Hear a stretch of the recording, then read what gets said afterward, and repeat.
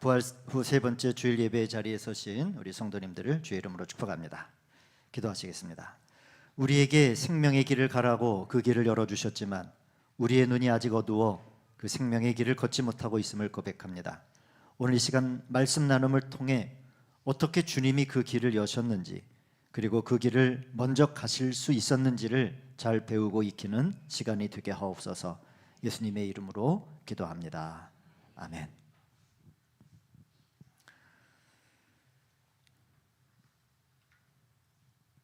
우리 신권사님 오신 거 보니까 우리 생달모 오늘 7분이 저 파주에서 열리는 평화 마라톤 대회에 참석을 하셨어요. 이제 끝나고 이제 도착하신 것 같은데 좋은 기록을 내셨기를 바랍니다. 주일 예배도 늦으셨는데 기록이라도 좋아야지. 제가 허락을 했습니다. 잘 뛰고 기도하는 마음으로 뛰고 오시라고. 굉장히 좋습니다. 우리 교회에서 이렇게 취미가 맞는 분들끼리 이렇게 동아리 같은 걸 만들어서 오후에 뛰시고 또 여러 가지 활동들을 하고 하시는 거 참 좋아요. 우리 성도님들도 다른 부분에서도 서로 이렇게 생각이 맞으시는 분들이 뭐 등산도 좀 가시고 뭐 이렇게 여러 가지 활동들을 좀 많이 하셨으면 좋겠습니다. 자, 오늘 말씀은 우리 성도님들이 좀 집중해서 길지 않으니까 집중해서 말씀을 좀 들으시기를 제가 먼저 부탁을 좀 드리겠습니다.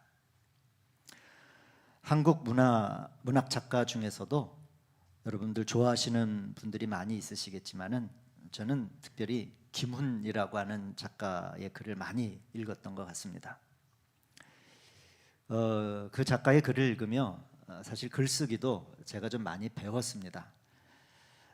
글을 쓸 때 문장을 짧게 쓰는 법이라든지 뭐 그리고, 그런데, 그러므로 뭐 이러한 등등의 접속사를 넣지 않고 한 문장으로 마치는 그런 훈련들을 제가 이 김훈 작가의 그 책들을 읽으면서 좀 습작을 좀 한 것 같아요. 저야 그냥 흉내 내는 정도인 것 같고 작가가 그 넣고자 하는 의미를 담은 짧은 한 문장을 만드는 게 참 쉬운 일은 아니었겠다 하는 생각을 합니다. 그분의 책 중에 우리가 잘 아는 우리 중학생 학생들도 필독서로 아마 들어가 있을 것 같은데 칼의 노래라고 하는 그런 책이 있습니다.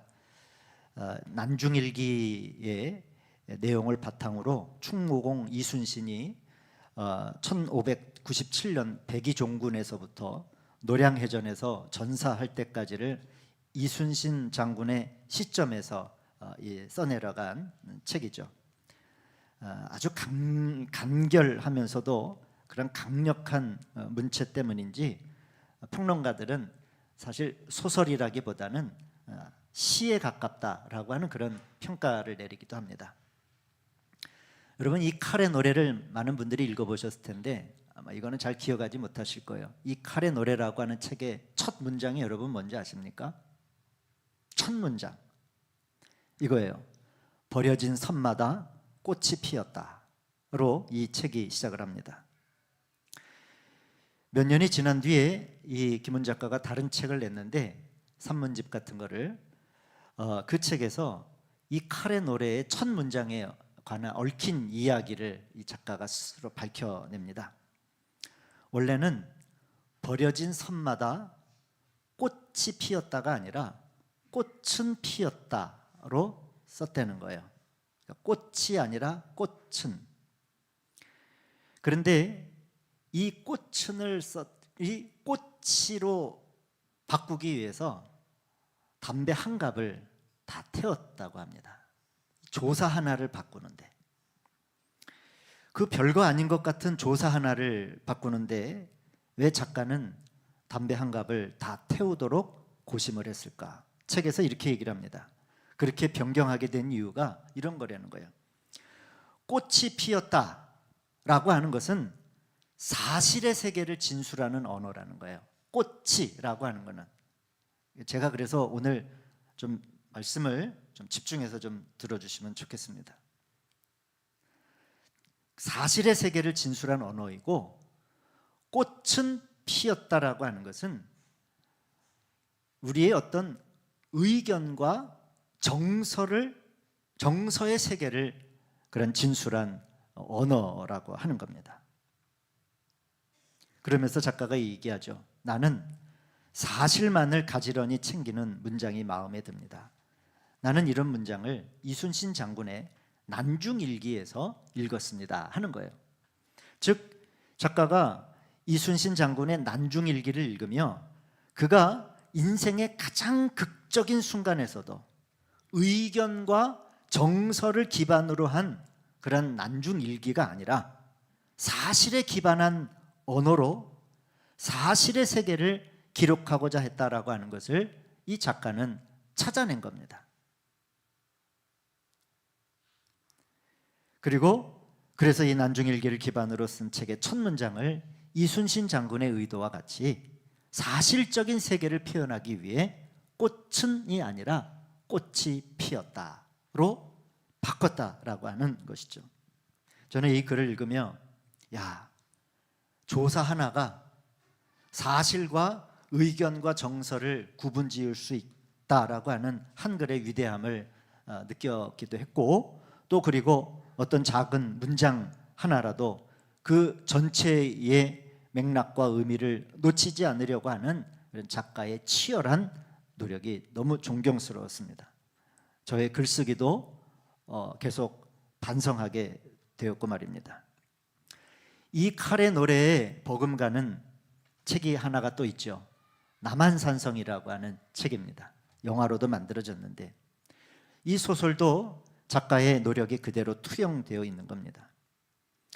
예조 판서 김상헌이 형 김상용이 보낸 서신을 통해 임금이 피난을 떠나게 되었다라고 하는 사실을 알게 됩니다. 그리고 이내 왕이 피신한 남한산성으로 바로 길을 잡습니다. 그의 형 김상용은 관직에 있는 사람은 아니었습니다. 물러났지만 빈궁인 소현세자와 대군을 모시기 위해 강화로 피난을 떠난 그 대군을 모시기에 그의 형 김상용은 강화로 들어가게 됩니다. 그리고 동생 예조 판서인 김상헌에게 스스로 몸둘 곳을 알게 될 것이다 라고 이야기를 하며 이렇게 이야기를 합니다. 다만 당면한 일을 당면할 뿐이다. 이것은 앞으로 이 형제가 당할 일을 알려주는 아주 상징적인 문구입니다. 결국 형 김상용은 소현세자 빈이죠. 빈궁을 지키려고 하다 강화성이 함락이 되자 항복을 거부하고 화약을 터뜨려 스스로 목숨을 끊습니다. 다만 당면한 일을 당면할 뿐이다. 즉 앞으로 죽음에 이르기까지 극도의 고난과 고통이 있다는 것이 예상이 되는 거예요. 당면한. 그러나 그 당면할 사실을 거부하거나 부정하지 말고 감정과 상상력과 자기의 의견을 보태지 말고 있는 일을 그냥 그대로 받아들이라는 거예요. 아마 작가는 자신의 세계에서 이런 관점으로 역사를 기록하고 싶었고 그려내고 싶었는지 모르겠습니다. 꽃은이 아니라 꽃이 피었다로 말입니다. 여러분, 저와 여러분 우리는 모두는 다 당면한 일이 있습니다. 그리고 그것은 오늘 사실입니다. 그리고 이 당면한 일은 당면할 일로 우리에게 다가올 겁니다. 한 가장의 아버지로서 당면한 일들, 한 가정의 어머니로서, 또 자녀들로서, 정치가는 정치가로서, 군인은 군인으로서, 목사는 목사로서, 우리 전사님들은 전사님으로서 모두 당면한 일이 있는 거예요. 이것을 부정하는 순간 우리는 자신의 삶의 자리에서 갑자기 길을 잃을 수 있고 나침판을 잃은 항해가 될 수 있다는 것을 생각해야 합니다. 예수님은 앞으로 당면할 일에 대해서 이런 고백을 하셨습니다. 당면할 십자가의 고난 앞에 예수님이 뭐라고 말씀하셨습니까? 아버지여, 만일 할만하시거든 이 잔을 내게서 지나가게 하옵소서 라고 했습니다. 그러나 곧 이어 이런 고백을 해요. 그러나 나의 원대로 마옵시고 아버지의 원대로 하옵소서 라고 말입니다. 즉, 이 십자가의 사건이라고 하는 것은 감정이나 의견의 결과가 아니라는 거예요. 그것은 이미 창세기에서부터 첫사람 아담과 하와가 죄로 인하여 타락하였을 때 사람을 지으신 것을 한탄하시고 후회하셨을 때 정해진 일입니다. 아담과 하와에게 피 흘림이 있는 짐승의 가죽으로 그들을 구원하셨고 방주를 통해 창조의 세계를 이어가시며 세우신 하나님의 사실이 십자가예요. 당면한 일이에요. 그러기에 아버지, 하실 수 있다면 이 잔을 내게서 지나가게 하옵소서라고 의견을 내셨지만은, 당신의 감정을 표현하셨지만은, 그러나 당면한 일은 당면할 일이라는 것을 아셨기 때문에, 즉 하나님의 사실을 아셨기 때문에 나의 뜻을 포기하는 겁니다. 꽃을 포기하는 거예요. 나의 주관, 나의 감정, 나의 생각대로 하지 마시고 꽃이 피었다와 같이 하나님의 사실, 하나님의 경륜대로 하시옵소서라고 고백한 것이 이 골고다 십자가에 달리기 전에 주님의 기도였습니다. 그러면 부활 사건은 어떻게 보아야 되겠습니까? 역시 부활 사건도 당면한 일이 당면한 거예요. 그러기에 주님은 십자가 가상칠언을 통해서 다 이루었다라고 하셨고, 다 이루었기 때문에 3일 만에 음부의 권세를 깨뜨리시고 부활하신 당면할 일을 이루신 겁니다. 세상에선 끝이라고 하는 절망의 판정이 십자가지만, 그러나 그 십자가라는 당면한 일을 부정하지 않고 끝까지 당면한 순간, 그것은 더 이상 끝이 되지 않는 겁니다. 새 창조의 역사가 된 것이 바로 부활 주님입니다. 즉 부활이라고 하는 것은 고통이라는 죽음이라는 하나님의 사실, 이건 하나님의 사실이에요. 하나님의 사실을 외면하지 않고 당면한 일을 당면하는 순종의 결과로 주어진 하나님의 답이 바로 부활입니다. 사실을, 명확한 사실을 의견과 감정으로 받아들이지 않고 사실, 하나님의 사실, 즉 진리로 받아들일 때 세상에선 그 자리를 죽음이라고 했어요. 그 사실을 인정하는 순간 너는 죽었다예요. 그러나 하나님의 역사는 그 자리가 죽음이 아니라, 끝이 아니라 새로운 시작이 되고 새로운 생명의 역사가 되는 신비가 바로 그 자리에서 일어난 거예요. 한 가정의 아버지, 어머니로서 매일매일 당면하는 피로와 책임, 그리고 어떤 무거움들, 자녀로서 부모를 섬기며 마주하는 갈등과 희생 또는 압박감들, 목사는 목사대로 당면한 일들, 교역자들은 교역자대로 당면한 일들, 이 자리에 계신 성도님들도 모두 삶의 자리에서 당면한 일들, 그러나 그 자리에서 도피하지 않고 체념하지 않고 어떤 과시함도 없이 당면한 일들을 내가 당면하려고 할 때 우리는 그 현실 속에서 새로운 삶의 창조와 시작을 가질 수 있다라고 하는 것을 이 부활절 세 번째 주일 우리 성도님들과 함께 나누고 싶었습니다.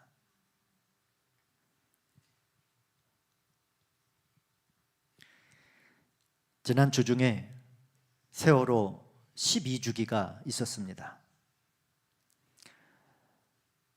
안산의 세월호는 우리 교회의 시작과 출발과 아주 밀접한 관계가 있는 꽃피는 우물이라고 하는 동네 이름을 딴 화정교회의 박인환 목사님이 계십니다. 이제 이분도 내년에 연회에서 이제 은퇴를 하십니다. 이 목사님이, 박 목사님이 교회 전도사님의 딸이었던 학생 한 명을 세월호 사건을 통해서 잃게 되죠. 그 잃은 뒤에 이분의 목회가 확 바뀝니다. 아마 거의 12년을 세월호 유가족들을 돌보는 데에 교회와 모든 목회가 집중되고 그렇게 헌신을 했습니다. 그래서 그 작은 결과물로 만든 게 세월호 목공소라고 하는 그런 일터를 하나를 만드셨습니다. 참사 이후에 마음 둘 곳 없던 세월호 유가족들의 일부 아버지들이 모여 만든 작업 공간이죠. 거기에서 만든 기도 의자가 저희들이 세례 때 축복식 때 쓰는 그 기도 의자가 바로 세월호 목공소에서 만든 것을 저희 교회가 구입을 한 겁니다. 작년에 그 화정교회 박 목사님이 제게 전화를 주셔서 이런 얘기를 했습니다. 이 목사, 이번에 아무개 아버지 엄지손가락이 잘렸어. 4월이 되면 이렇게 목공소에서 평상시에는 그렇지 않은데 꼭 4월이 되면 이런저런 작은 이런 사고들이 많이 일어난다라고 하는 그런 이야기였습니다. 다행히 이번 4월엔 그런 소식은 없는데, 그래서 감리교 본부에서, 저희 감리교 본부에서 금액을 지원하기도 하고 요 일산에 있는 일산광림교회나 이런 여러 교회 후원으로 받아 이제 목공소를 좀 다른 곳으로 확장해서 옮기기도 했습니다. 이 목공소에서 일하는 어떤 유가족 아버지가 이런 말을 합니다. 자신들이 하는 일은 고사목을 가져다가 새로운 생명을 불어넣고 그것을 다시 세상으로 돌려보내는 일이라고. 아마 자녀들을 바다에 묻은 그런 아버지로서 죽은 고사목을 가져다 생명을 불어넣고 싶었던 그런 마음이었겠죠. 이 목공소에서 사용되어오는 재료는 안산시에서 벌목하는 것들, 가로수 벌목하는 것들, 이런 것들을 지원받아 사용을 하는데, 도시 한편에서 안간 힘을 다하여 살다가 죽은 나무를 자르고 깎고 다듬고 거친 나무 표면을 매끄럽게 문질러 쓸모 있는 것들로 바꾸는 일을 하면서 아마 그분들도 이제 당면한 일을 당면할 일로 여기며 스스로의 상처들을 만져 갔을 것이다 라고 생각을 합니다. 우리는 모두 누구라도 희생자가 될 수밖에 없는 상실의 시간을 갖습니다. 세월호와 같이 너무나도 비극적인 상실이 많이 아니더라도 크고 작은 상실의 아픔들을 갖게 됩니다. 다른 사람들로부터 외면을 당하기도 하고 또 무시함을 당하기도 하고 또 실제적 피해를 겪습니다. 이 사실에는 누구도 예외가 되지 않습니다. 그러나 정작 문제는 이 피해자라고 하는 사실에 문제의 방점이 있지 않습니다. 이 피해자는 누구나 다 피해자이기 때문에 그래요.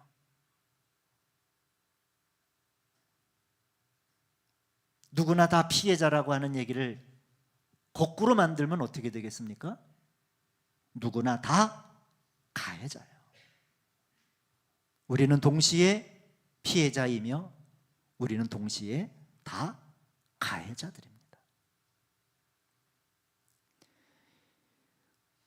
우리는 이 피해자라고 하는 사실에 문제가 있지 않고 그 이후 내가 당면하게 되는 그 사실에 대하여 우리가 당면할 일로 여기는가? 아니야, 이거는 내가 도무지 당면할 일이 아니야로 여기는가에 이 문제의 방점이 찍히게 됩니다.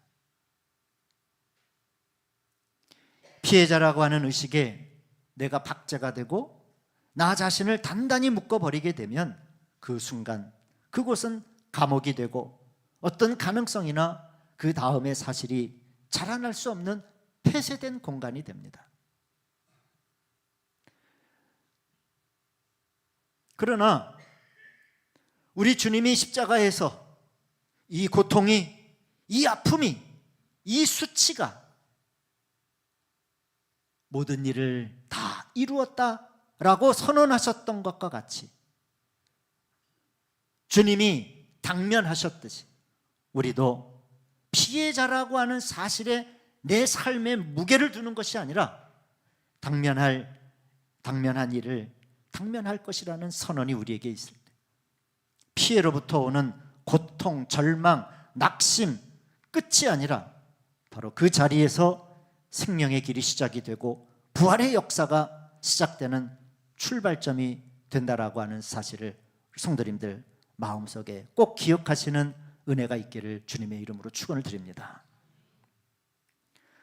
공관복음, 마태, 마가, 누가복음 공히 주님께서 제자들에게 당신의 죽으심에 대해서 이렇게 말씀을 하셨습니다. 그 중에 대표적인 게 오늘 우리가 읽은 마가복음의 말씀이죠. 한번 첫 번째 말씀 한번 보겠습니다. 그리고 예수께서는 인자가 반드시 많은 고난을 받고 장로들과 대제사장들과 율법학자들에게 배척을 받아 죽임을 당하고 나서 사흘 후에 살아나야 한다는 것을 그들에게 가르치기 시작하셨다라고 하는 이 말씀입니다. 여러분 이 말씀을 잘 보세요. 이 한글 번역엔 고난을 받고 앞에 뭐가 있습니까? 반드시라고 하는 말이 있어요. 그런데 영어 성경을 보시면 이 must, 반드시라고 하는 말이 고난 앞에만 있는 것이 아니라 어디에도 들어가게 되냐면 죽임을 당하고 에도 이 must가 들어가요. 반드시 죽임을 당하고. 그래서 이걸 번역하면 이렇습니다. 즉 반드시 고난을 받고 그리고 반드시 must be killed라고 하는 반드시 죽임을 당할 것이다. 한글 개역에는 앞에 부분만 이 반드시가 이 모든 뒷문장을 꾸미는 걸로 들어가 있지만 영어 성경은 따박따박 잘라냅니다. 반드시 고난을 당하고 반드시 죽임을 당한다는 거예요. 당면한 일이라는 거예요. 그런데 이 말씀을 하실 때가 언제냐면 우리 앞에 이 부분을 보면 베드로가 이런 고백을 한 뒤에 하신 말씀이에요. 베드로가 뭐라고 얘기합니까? 주님은 그리스도이십니다 라고 이야기할 때예요. 즉 당신은 메시아이십니다 라고 하는 거예요. 메시아가 당면할 일은 무엇입니까? 메시아가 당면할 사실이 뭐예요? 당연히 영광과 능력과 존귀와 찬양과 이게 메시아가 받을 일이잖아요. 아닙니까? 맞아요. 그런데 베드로에게 주님이 메시아가 당면할 일이 뭐냐? 바로 반드시 고난과 반드시 죽음이라는 얘기예요. 그러니 베드로가 이해가 됐겠어요? 안 됐겠어요? 당연히 안 되는 거예요. 당연히 안 되는 거예요. 하나님의 사실이라고 하는 것을 인정할 수 없는 거예요. 그것을 감정과 이해와 생각의 영역으로 보게 되니 도무지 베드로가 견딜 수 없는 겁니다. 그래서 뭐라고 얘기해요? 주님은 꽃이 피었다라고 얘기하는데 베드로는 꽃은 피었다라고 주장하고 싶은 거예요. 그래서 베드로가 두 번째 말씀 보시면 이렇게 얘기하잖아요. 예수께서 드러내놓고 이 말씀을 하시니 이 말씀이 뭐예요? 반드시 고난과 반드시 죽음이라고 얘기하시니 베드로가 예수를 바싹 잡아당기고 그에게 항의하였다. 여러분, 이 말씀을 그동안은 어떻게 이해를 하셨습니까? 그냥 주님이 죽는 게 싫어서요? 아닙니다. 그냥 주님이 죽는 게 안타까워서요? 안타까우면 같이 울어야죠. 안타까우면 같이 한숨을 쉬어야죠. 그러나 분명히 보십시오. 예수를 바싹 잡아당기고 그에게 항의하였다. 메시아는 고난을 받으면 안 됩니다. 메시아는 죽으면 안 돼요. 이렇게 얘기하는 거예요. 당면한 사실을 당면할 것으로 여기지 못하니까 항의하는 거예요. 부정하는 거예요. 여러분, 이 하나님의 사실을 알 수 없는 것을 우리는 무지라고 합니다. 이 무지함이 곧 뭐가 됩니까? 사탄이 되는 거예요. 이 무지함이 사탄입니다. 사탄 마귀가 어디에 있겠습니까? 무지함에 있는 거예요. 알지 못함에 있는 거예요. 나중에 베드로는 이때의 이 일을 너무나도 명확하게 기억을 했을 거예요. 그래서 주님과 같이 베드로도 당면한 일을 당면할 일로 여기며 기꺼이 십자가의 길을 걷게 되는 거예요. 그 길이 생명의 길이 되는 것을 주님을 통해 보았기 때문입니다. 이 부활절 세 번째 주일에 제가 말씀 후에 찬양을 무엇으로 할까? 토요일 날 제가 정해서 우리 전사님들에게 주는데, 지난주 불렀던 주가 보이신 생명의 길을 부르기로 작정을 했습니다. 여러분, 이 가사를 보시면 뭐가 있냐면, 생명의 길을 걷기 위해서는 일단 부를 거예요. 첫째 뭐가? 상한 마음을 드리는 거예요. 내 상한 마음이 먼저 주님 앞에 드려져야 되는 거예요. 내 상한 마음을 인정하고 그걸 사실로 받아들일 때,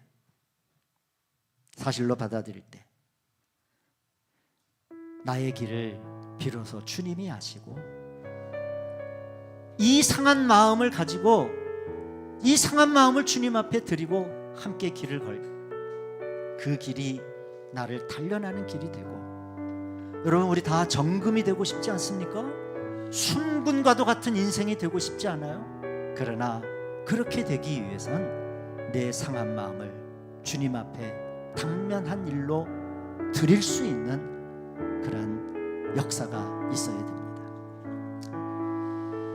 여러분, 내가 오늘 당면하고 있는 일이 무엇이든, 그 고난이든 책임이든 아픔이든 절망이든 무거움이든 그 무엇이든 하나님의 주권과 사실을 인정하며, 주님, 이것이 제게 주어진 머스트, 반드시라면 저도 당면하겠습니다 라고 고백하시는 우리 생명나무교회 성도님들 되시길 주님의 이름으로 축원드립니다. 그 당면함 속에서 부활의 씨앗이 자라고 부활의 역사가 반드시 나타나게 될 것입니다. 아멘.